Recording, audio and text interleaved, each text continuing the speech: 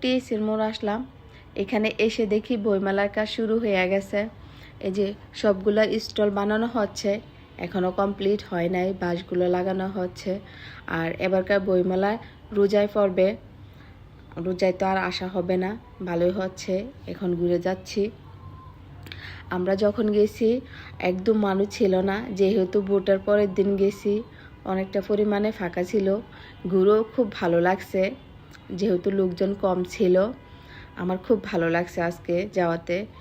এখানে বেশিক্ষণ থাকবো না, কিছুক্ষণ থেকে তারপর রমনাতে চলে যাব। এই যে এই ফুলগুলোর নাম আমি জানি না, অনেক সুন্দর করে ফুটে আছে, আর অনেকগুলা কলি বের হয়েছে। সবগুলা ফুল ফুটলে মনে হয় আরও ভালো লাগতো।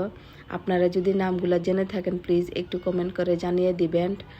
আমি এই ফুলের নাম জানি না সঠিক, তবে দেখতে খুবই ভালো লাগতেছে। অনেক রকমের অনেক কালারের ফুল ফুটে আছে, খুব সুন্দর। ওয়েদারটা ঠান্ডা ওয়েদার ছিল, যেহেতু লোকজনও কম ছিল। এইখানে কিছুক্ষণ থাকবো, থেকে তারপর রমনাতে চলে যাব।